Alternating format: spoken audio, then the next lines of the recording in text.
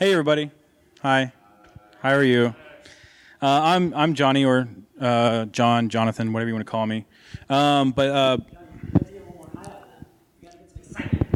That wasn't good enough. Give me another one. Yeah, real exciting. So yeah, like I said, I'm Johnny. I'm a part of the podcast, the Warpod podcast, and we got started actually shortly after last year's Comicpalooza.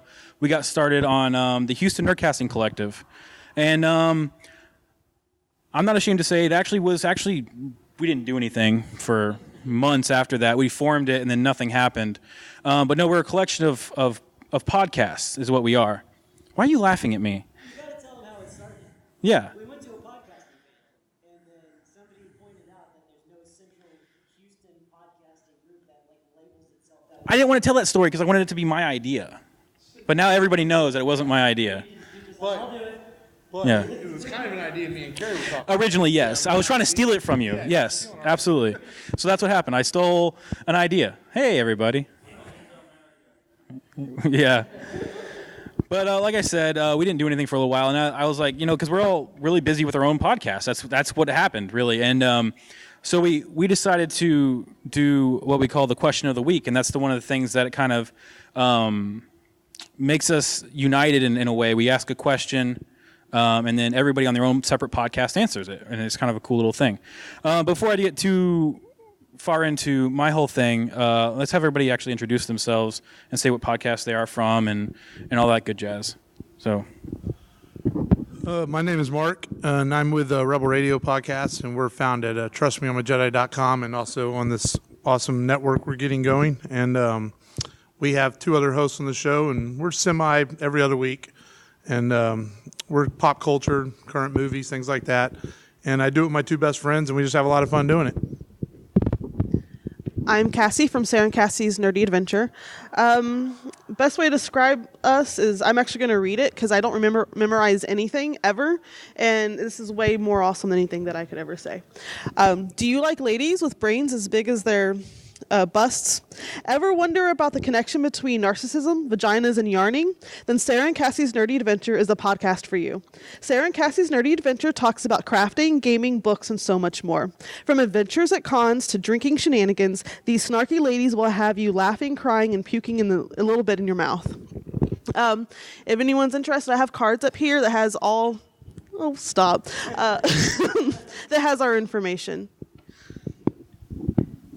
Hello, I'm John Bruley I go by Dashing J, from Real Hipster Army.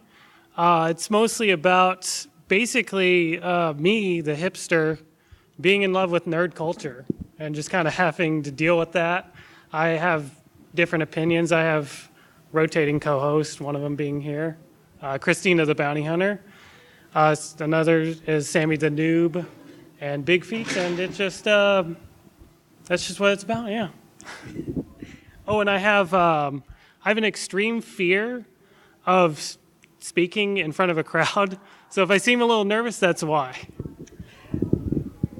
I'd like to start by saying that because HNCC, we meet most often online, there are some faces that I should be familiar with, and just I've heard their voices more than I've seen their faces.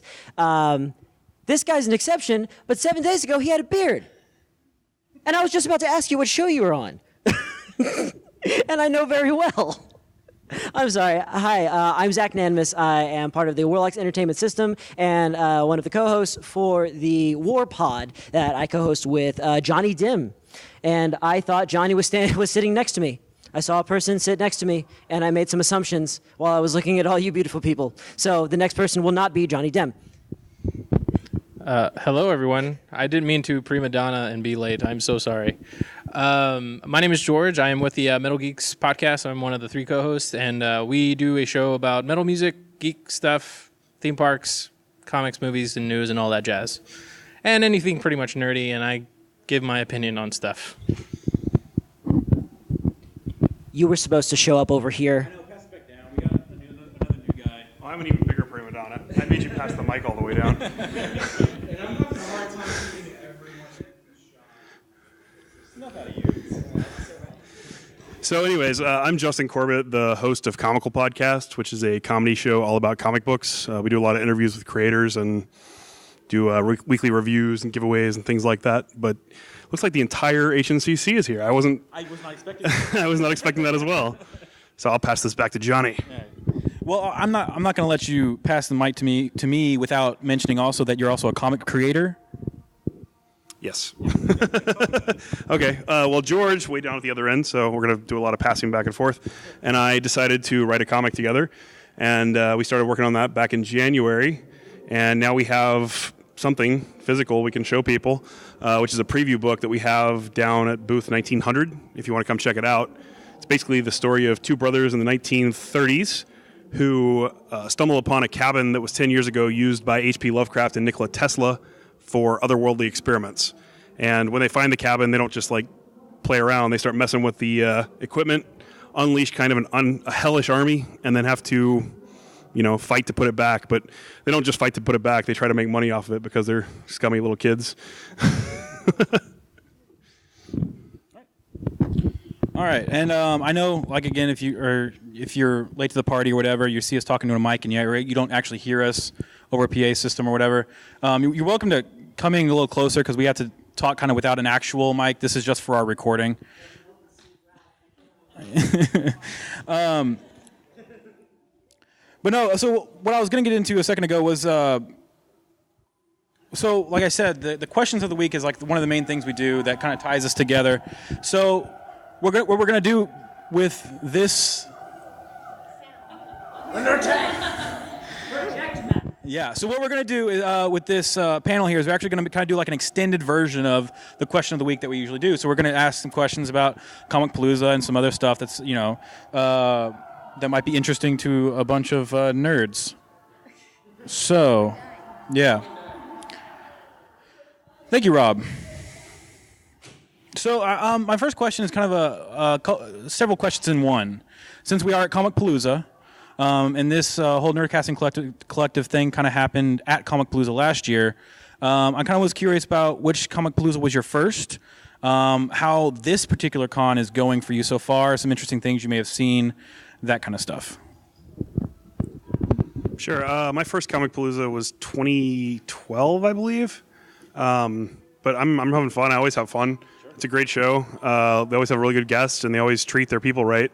And I love the fact that they've made podcasting a focal point, and they're really trying to help us get a bigger audience and supporting us with things like they're doing this year. So big thanks go to Kerry Gordon for that, even though he's not here for the Metal Geeks. The weirdest thing I've seen so far today, probably a very large man, larger than me, dressed like Spider-Man. He doesn't look like he has the agility you need for that, but There's probably came from a different universe. Maybe alternate reality. Yeah, Fat Guy Land. Yeah. Fat Earth.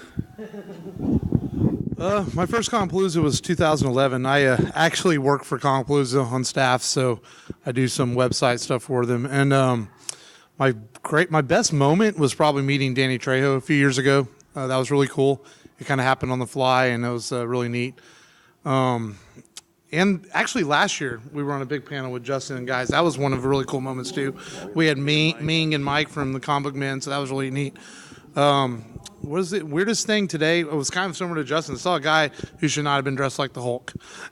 He did not look like Lou Ferrigno or anything, And so I've been this 6 years now doing Comicpalooza. It's great for our hometown, and it's a great show, and we gonna keep it going. I already forgot the question. What was your first Comicpalooza? Yes. And then other Comicpalooza stuff. Okay. My first Comicpalooza was actually last year, but I am not foreign to cons, go all the time. But the most interesting thing I've seen at this Comicpalooza, y'all guys, I guess. Yeah. At least the weirdest. No. I know, it still has a lot to go on, so we'll wait and see. My first Comicpalooza would probably have to be, I think it was 2014. And best thing is I met Bret Hart last year. That was really awesome because, it's Bret Hart. There's only one. And weirdest thing I've seen today was probably there was a guy on like a throne. I don't know if it was like a wheelchair cosplay, but he was like sitting on a throne, and it was had like a structure around it, and he was just wheeling around. It was just really a sight to see. I am awful at knowing what con I'm at, unless I'm at it. So, Johnny, I'm gonna pass that back to you. What was my first Comicpalooza? Because I know you were there. That would have been 2 years ago. That was 2 years ago. Okay, the Voyager crew reunion, was that Comicpalooza? Ah. We had a table for Warlocks. Yeah, and that was a lot of fun. So I guess my favorite Comicpalooza moment was probably when I decided to entertain the troops who had been there all day by pretending to be a human steamroller, and I underestimated my height and overestimated the length of the table, and so I tried to roll underneath the table, Action Man steamroller style, and almost destroyed all of our little glasses that we were giving out as prizes that day. Yeah, that. Oh, that's impressive. That's a hard follow-up. My first con was probably Comicpalooza about 3 or 4 years ago. I don't remember who was a major guest. It was the one before Stan Lee. It was the one before Stan Lee was my first one. Probably the best thing ever was probably meeting Stan Lee, because I was a little nervous. And he was like, "Oh, great, another heavy nerd dude trying to shake my hand." I think that's his go-to in canon thing. I think is what it is. The weirdest thing, I don't know if it's necessarily weird in a bad way. It's weird in a good way. Someone actually asked for my autograph when they bought our book. So yeah.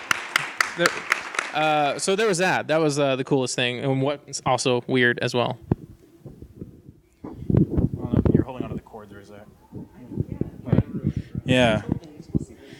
All right. So the next question I've got, we're actually going to go a little bit deeper here. This is Zach helped me come up with this question. Thanks, Zach. Yeah. There is a clear difference between going to a con as a patron and going to a con as media, which we do now. Can you guys describe the difference, and do you find time still to enjoy cons as a patron still? So. I'm starting now, guys. I get to have all the good answers now. As a patron, you don't really get as many liberties as you do with the media, like coming in, going, and going through the wrong doors and stuff. Also, you get to meet people before they're actually ready to meet people. That's just real. That's fun too. I'm trying to remember who I met last year. Ming and Mike were really cool because we got to meet them before they even went out on the floor. So that was probably one of the coolest things about being in media. Regular people can't do that. Be jealous. It's a double-edged sword for me. It's it's nice to see some of the inner workings of Comicpalooza, Space City, stuff like that. Seeing all the cons, and also I enjoy being goal-oriented. I like running around with a purpose, because cons, I only recently got out of school, so I've been a poor student for most of my time since I've been podcasting. And now this is the first con where I actually have money to spend on stuff, which has been interesting. And so before I had money, I found them a little boring. Because it's a lot of shopping. It's like the Ren Fair, and a lot of the same vendors come and stuff like that. So I like to be goal oriented in that respect, but also I drive myself insane trying to make sure that the con gets covered and make sure that the people who follow us get good interviews, and he's always snapping pictures and stuff like that. And I don't know. I feel it's a tremendous amount of pressure, but the pressure is also fun. Take that as you will. For me, it's just like being a patron plus. I mean, I'm still doing something that I really, really enjoy. I don't see it as work. There's a little bit of stress, but it's good stress. But at the end of the day, it's a joy. You actually pretty much said what I was going to say. That it's not really that much different to me than being a patron, except for you do get a few pluses. You get to go in earlier, get to talk to people, and get photos for free most of the time when you couldn't otherwise. We pretty much, or me and Sarah, my other co-host, we kind of do this as patrons anyways, where we just try to have the whole con experience, and then we portray that to our listeners later on whenever we talk about what we did at the con and why we enjoyed it so much. And we try to make sure that we get a good feel of the con so that we get to come back again next year. Well, screw y'all. I've always had a staff badge, so but no, I mean, I think every year I try to take a day where I make it about the con, and this year it was kind of today. I have the kids with me, and we went and walked around, looked at stuff, and then tomorrow will be a little more work for the podcast and for Comicpalooza, and then the big panels are tomorrow, aliens and Boondock Saints and things like that. So it's kind of like you said, that you take some time to do both, because it is fun. It's a hobby. We don't get paid doing this, so it's just you have to have fun too. See, I kind of take a little different approach. I mean, it's always been a lot more work for me, but I think it's self-imposed work. Pretty much every single year I've done Comicpalooza, we've done a show nightly to represent what happened the day before, and I do a lot of editing, so that's grueling. But this year I'm trying to do things even more so than I normally do because we have the exhibitor booth and we're selling the book. So I'm doing that and enjoying the show as a fan and trying to do coverage. It's a triple whammy. It's really hard, actually, but I think it's going to work out. I think it's going to be a lot of fun.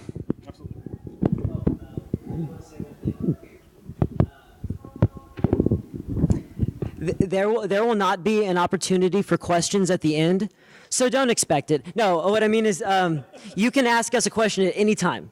Okay, we'd love for this to be very participatory. So if you have a question about... Yes. It's very true that I'm Greek. It's so true it's not even funny. Oh, you won't be recorded unless you're right here. So if you guys want to stand up, if you have a question, that'd be Yeah. George has the right idea. All right. We're going to just switch gears a little bit, just kind of like general entertainment stuff. And we're nerds, so we talk about all kinds of weird stuff. So this actually is what is your biggest entertainment guilty pleasure time sink? So I'll go ahead and answer this one, just as an example, so you know what I'm talking about. So I stopped being a pro wrestling fan probably in the early 2000s, but for some reason, I don't know, the past 2 months, I've wasted ridiculous amounts of time watching like top 10 wrestling videos. And I can't stop. It's all over. Like that's what I do on YouTube all the time. So, unfortunately, you're first. So you don't have time to think about it. You have one. If you don't know it's comic books, you don't know me. So that's really all I do. Tell them how many you have.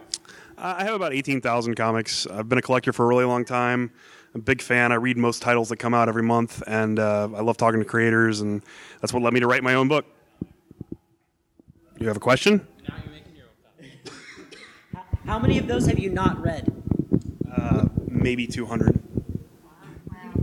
That's great. Guilty pleasure time sink. Video games when I have time with my son, and the kids take up a lot of time. It's amazing I find time to podcast and do other things, but I guess I don't know. I don't really have a whole lot of guilty pleasures anymore. I guess video games. I tend to be really, really busy, so there's not much time that I get to sink in to anything, but lately it has been an MMORPG I've been playing called Skyforge. It's probably what I've been doing the most with any time I do have. With my time, it's kind of unusual, but I like to archive old TV shows. Like really, really stupid TV shows. Like, did you know that All in the Family had a spin-off in the early 90s called 704 Hauser Street? No. That it has nothing to do with the bunkers or anything. It's just a family living in a house. I was expecting you had little dossiers on Sequest or something like that, but you're getting into sitcoms. I get into sitcoms. I do have Sequest though. Okay. So, yeah. Thank you. But that's just what I like to do in my free time. I collect VHS. If anybody remembers that. Oh, I have 4 or 5 now. Wow. Yeah. Those are collector items now these days. I guess the biggest guilty pleasure time sink for me, and I know that it's very popular. Don't get me wrong, but it's difficult to describe to people who don't do it, and that's watching Let's Plays, watching other people play video games for me, which. Beyond that, lately it's been a lot of Power Rangers Super Mega Force. I think I watched 3 hours last night. Wow. So there's that. So you're single, right? No, that's the weirdest part. I'm joking, man. Oh, you were asking for you. No, yes, exactly. Yeah, that's exactly what I was asking for. Time waster, is that what we're kind of getting into? Yeah, so your guilty pleasure time sink. Listening to these people next door is the biggest time waster is for me. I don't know. I watch a crap load of movies. Like, if it's a movie that I like, that looks kind of good, I'll watch it. So, movies and comics. That's kind of like what this con is about, I guess. Yeah. Most boring answer. Hope you're happy. Okay. All right. Now I really want to ask this question because this is something I actually spend a lot of time talking about on our podcast, on the War Pod, and I'm actually really curious what everybody else thinks about it. But of course, Deadpool came out, and it was a great success. It inspired the guys with, yeah, but inspired like the guys who made Batman vs Superman. The DVD special edition is going to be rated R. So I'm curious what people actually think about the idea of having more rated R superhero movies and seeing more rated R content that's superheroes, which traditionally is something that's for kids. But yeah. My turn again.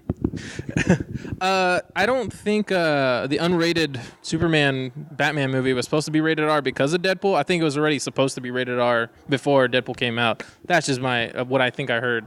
I think it's kind of stupid and it's kind of trying to be tacky, following along the coattails of that. I don't think Deadpool was successful because it was rated R. I think it was successful because it was true to its character and they wanted to stay true to that. So as long as they do that and not try to just be rated R for the sake of being rated R, I think movies will be better for it. They don't have to be rated R to be good. I mean, just because we had a slew of great 80s movies that happened to be rated R didn't mean that what made them better. They were better because you weren't supposed to watch it. And rated R used to mean something else entirely. That's true. That means you had porn in it. That's not all it meant, but okay. I think as far as having more rated R superhero content, I know this isn't a popular opinion, but I almost consider it to be a contradiction of terms. Like, it's about colorful characters with, impossible special abilities who choose to live these relatively mundane lives so they can have a colorful supersuit later in the day instead of just making millions of dollars and saving the world freely. It doesn't make a lot of sense. That being said, is that there is place for rated R in the market, mostly because of these guys right here. Because I think when you have a good rated R superhero movie, it's because they're taking the juxtaposition of something that was designed for children, or at least, for it to be more colorful and imaginative and lighthearted, and then making something like the original TMNT, which was about killing immigrants, the Shredder. So, Who wanted to kill and steal everybody else's children? Sure. Okay. I'm not going to get into that. We're not building any walls here. Okay. But no, I think that it works best when it's a juxtaposition. When they're taking the idea, oh, superheroes, ridiculous, and then saying, oh, let's make it rated R for fun. You know what I mean? I don't think that a press towards all things being darker is appropriate, and in my opinion, it really doesn't make very good movies because I didn't like Batman Superman that much. They agreed with you. Who agreed? Oh. No, the people who shouted. Star Wars agreed with me? Yeah. Is that what that is? Yeah, that's Star Wars. Star Wars unscripted, I think. As far as rated R movies, I think as a whole, I think it should be given an option. We've seen not just superhero movies, but just regular old movies get struck down with the PG-13, and it's edited kind of wonky, and I think if you shoot for rated R, it should be released as a rated R film. Going into a project for an R, I think that's senseless. But I think if the movie and the script calls for it, I think you have to have it. You can't hold back any punches, especially in today's world, because how many things do people call just kind of lukewarm? And you don't want your movie to be lukewarm at all. So yes and no. I think in the right circumstance, I think it can be an R. Well, in the internet age, I would say that, a moderate rating is something I haven't seen in a long time. My understanding is that for a really long time, Hollywood was really opposed to having rated R movies because there was this belief that if it was rated R, then fewer people would ever go. And so they would, if it ever got the rated R rating, they would immediately start editing a lot out of it so that it would become PG-13. And I think it's better that they stop editing it, because if it's made to be this way, then that's how it should be. And I think how they do the rating system is pretty ridiculous anyways. So I think they should just make a movie as they feel it should be and go with it from there. I think it would be much better. Most movies would be. It's funny, we actually did an episode about this right around the time 3 months ago when they said Wolverine 3 was going to be rated R. The name, I can't remember the episode number, but we named it Fear of the R rating.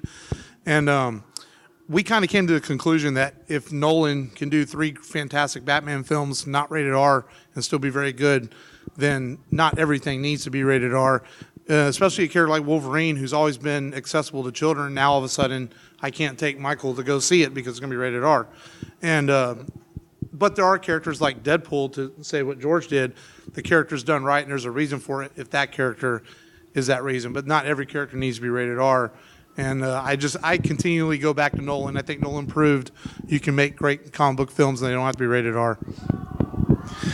First of all, you're all right for different reasons. Deadpool is generally an R-rated character, so it made sense for him to be an R-rated movie. I do think that Hollywood is going to take the wrong message from that and just make a bunch of R-rated movies because, initially, like what Cassie said, they thought R-rated movies couldn't be successful, and now they know they can. So because of that, they're going to make the wrong judgment call and make a bunch of like R-rated Wolverine. There's really no reason to do it. That said, there are a lot of really dark and really gritty and really modern R-rated stories out there that would be great places to draw from for movies. And if they choose to use those storylines, it makes sense to do an R-rated movie, like The Killing Joke is coming out. But there's really no reason to take a story like Old Man Logan, like they're doing for Wolverine, which could easily be PG-13 and shoehorn it into that R rating. So I'm kind of on the fence about it. Like, I like that there are R-rated movies out there because it's more of a reflection of the modern times we live in. You can't do 1960s Superman and have it work well in today's society because nobody cares about those standards and those values anymore like they used to. Everybody wants to see Batman punching guys through walls and, breaking necks because that's what we're used to nowadays. I mean, action and violence has escalated, so that's just what has to happen. I want to add something. One thing I forgot to mention is that everyone who, we all grew up with superheroes and everything. Before, it wasn't as big of a pop culture thing. It was more nerdy, but it's become a bigger thing, and all of us who grew up with these things are now adults. So it makes sense to me that they are making it as more adult content whenever those are things that we loved as kids. So it's something that I still don't really see that big of an issue. I do think that they do need to make also children type content with the superheroes so we can relate to our children whenever we watch them, but I have no issue with the rated R because we grew up with it. Most important thing is to be true to the characters. Sure. Yes. Seems like most of you agree on that one. All right. I lost my next question. Okay.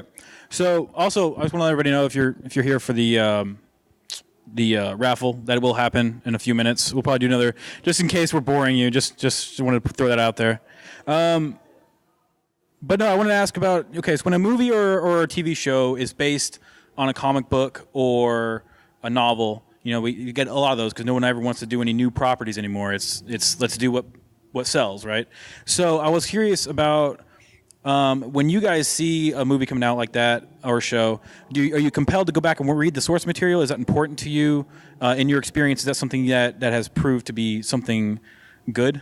Because a lot of times, it doesn't always work out in your favor. You sometimes get mad at the movie or the show. So, Well, for me, usually I've read the source material long before it becomes a TV or a movie. And in some cases, it's, my feeling is that as long as you're true to the characters is the most important thing. I have a real problem with Walking Dead, which I saw Johnny panic for a minute when he brought this question up because he knows my feelings on it and I can go on for hours. I have a real problem with The Walking Dead because they've changed who the characters are so drastically from who they are in the books. I don't really care that much. They've changed the plot and put them in unique situations, and because they have to do that kind of stuff to keep it fresh and interesting. But they've actually changed the characters at the core who they are, and I really, really hate that. I don't really Preacher's a good example. They've changed the story a lot, but the characters at their core, they are who they were in the books, and I'm fine with that. And I really dig Preacher, what they're doing with it. So yeah, that's basically what it is for me. Yeah, I'm kind of like Justin. I've probably pretty familiar with a lot of source material already. I tend to do it more with the DC animated stuff. I've gone back and read stuff after I've watched it to see how it compared. Like with The Killing Joke coming out, I'll probably read it.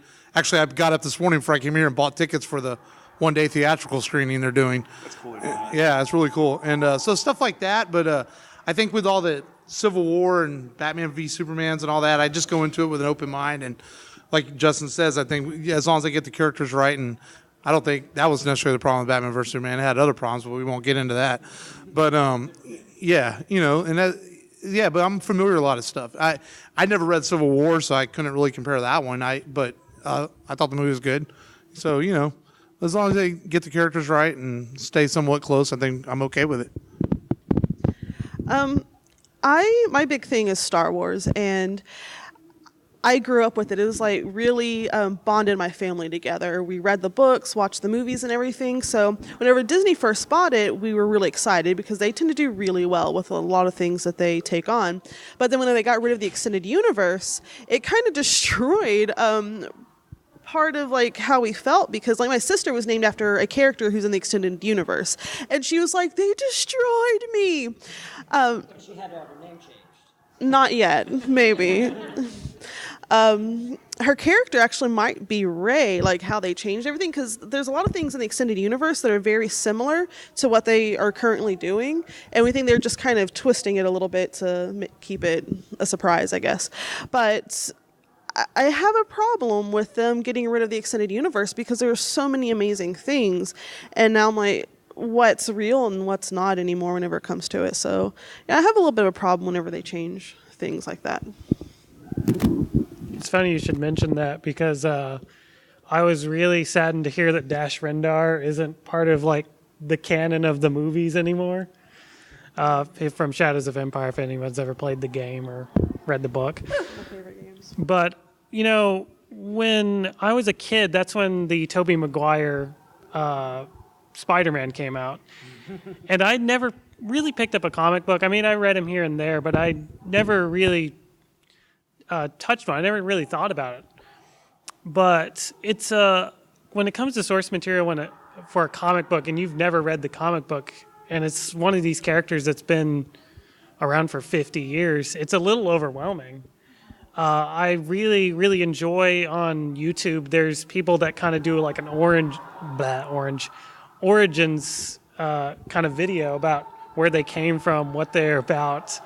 Wow. Yeah, will you knock? Just hit the wall.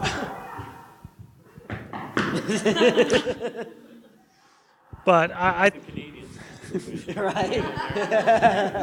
Sorry to interrupt. Oh, sorry. But I think in some cases it can be a little overwhelming to know what's canon and what's not, especially Spider-Man, how they kind of retconned everything with the marriage, and then that's a whole story. But I will go back and read the source material if it's a book or if it's a single story. But traditionally, I kind of just jump right in and just hope for the best.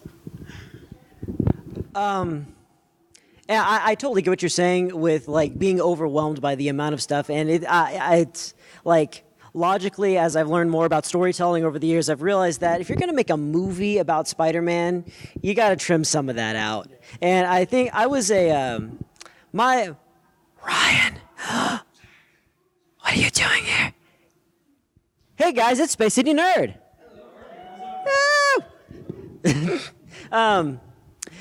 So my formative years were spent watching the original X-Men animated series. X-Men's not getting a woo? Thank you. Had you said Batman, then yeah, you would have got a lot of moves. Thank you. Thank you for your hearty nod. No, and so I was a young adult when the X-Men movies, the first ones with Hugh Jackman, started coming out, and there were a lot of big differences between those stories and how they were told, and characters being used in specific ways. The Phoenix, and I realized something as I was watching it, and what I've learned about storytelling since then has really reinforced this. I've always felt that if I wanted the original stories, then I could go back to their original source material and just check them out, as long as if they're going to make a movie, why not just show me something new? And yeah, it's going to mean that the characters change a little bit, but it is possible to tell these relatively new stories and even altered origins while still keeping the core of the character. And when that's done, that's when you've really got something special, and that's one of the things that we saw kind of with Deadpool. Just as an example, because that was more traditionally a Weapon X issue in the beginning. Well, when he was first created, right? Well, no, but I mean, it was explicitly Weapon X that created him, and they kind of, yeah, and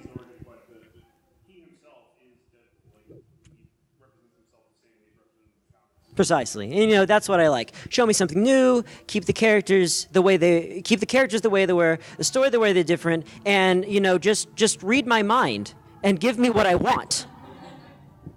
Oh, sorry. I got a dance number to go with this one. So just to overview and recap on everybody, as long as they stay true to the characters, it sucks that Disney retconned all their stuff, and I'll add to that. If you liked any of the books or comics, they still exist. They didn't burn them. Exactly. That's exactly what I was going to say. I kind of agree with what you say. As a movie fan, you have to understand it's a business. They have to tell their version of the story, and you can't fit everything into one movie or everything into like a 12 episodes or whatever. So as long as they're staying true to the characters and they're picking parts that make sense, I think that's what tells a good story for film and TV.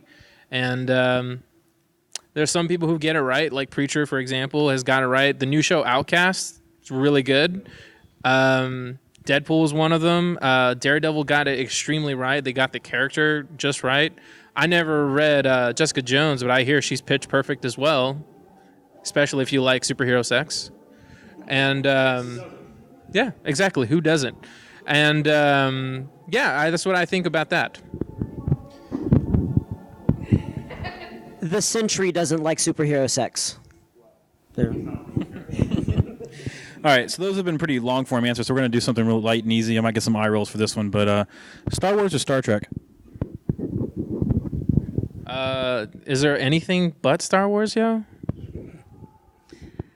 I have enough love for both. No one's going to say Stargate.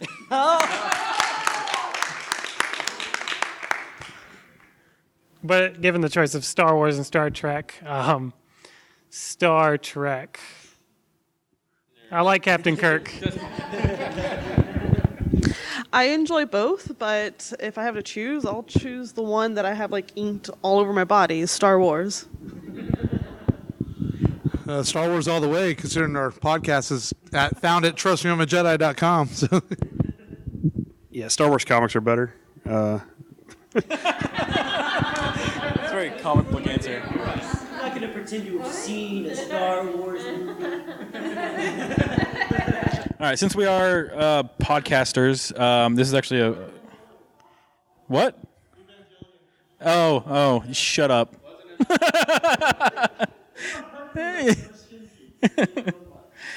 All right, so this is actually a podcasting question. And this is just for kind of really just for people to, because podcasting, I mean, we're a community. We like to support podcasting in general.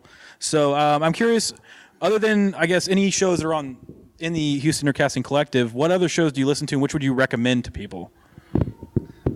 Well, my favorite show and the show that inspired me to do podcasting more than any other is Tell 'em Steve Dave. I live for that show. I think Brian Johnson's one of the funniest humans alive. I really like that. I also have recently started really getting into horror-based podcasts, and I started listening to The Black Tapes and Limetown, and they're both excellent. If you want to check those out.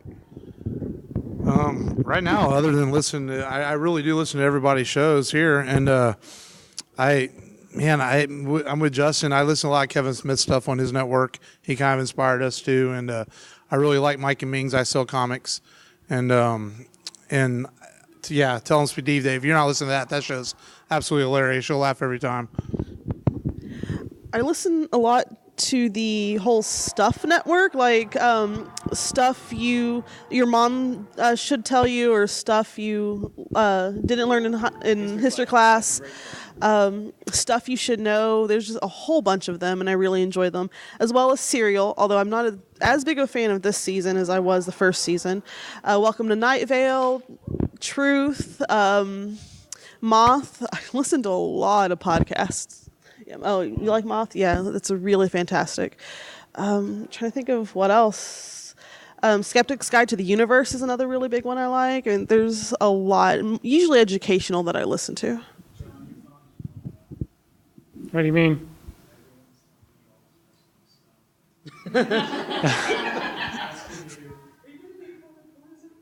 Oh, they like you. Who are you wrestling with? Who doesn't want to wrestle me? I'm sorry. Closing up the show, Zach. You too. Closing up the show with you two. Got the grease pattern and all that. Thank you. I'm sure they're panicking without me. But podcasts that I listen to quite a bit. First and foremost, We Hate Movies. They pick a terrible movie every week, and then they just kind of review it. Really awesome podcast.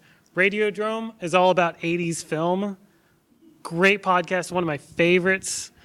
There's another one called Lou Reads the Internet for You, where he just basically picks some weird forum, like a food fetish website or a foot fetish website, and just reads the comments. I also listen to the HP Lovecraft Literary Podcast. They've ended doing Lovecraft stuff because he only has so much, and then they're now reviewing newer stuff from his time. And I know I'm forgetting one. Oh, and the original Smodcast, of course. I'm the worst podcaster, and I don't listen to them. It's not because I don't like them. It's not. It's just like when there's a lot of other media that I'm trying to take in right now that needs my ears. When I was playing a lot of Final Fantasy 14, I would listen to a podcast here. Oh, a question. Oh no! Actually, you didn't see it, but I was pointing at you when he was talking about who reads the internet. Lou Reads the Internet. Yeah, because didn't you guys do that? Lou reads the internet. Didn't you guys just pick like awful little forums to read for a little while? A Valentine special.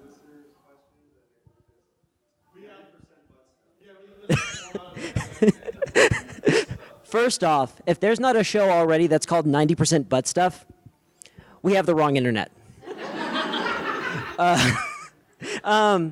However, I am going to cheat. I'm going to cheat on this question because we've recently become. I'll wait.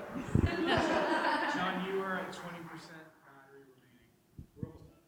20%. We've become more aggressive with YouTube distribution, so I will give a little shout out, give the old Zach bump to the Game Grumps.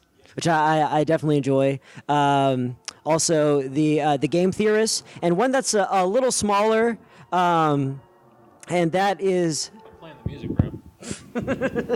Like the Oscars. no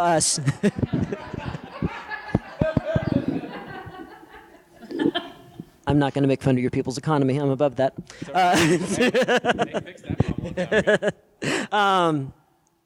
No, also Super Beer Brothers, which is part of the Completionist. That's something that I really enjoy. That's how I spend my time. They already mentioned a crap load of podcasts already, so I don't want to take up too much of your ears because y'all probably have writing all those notes. I see y'all in the crowd writing notes for.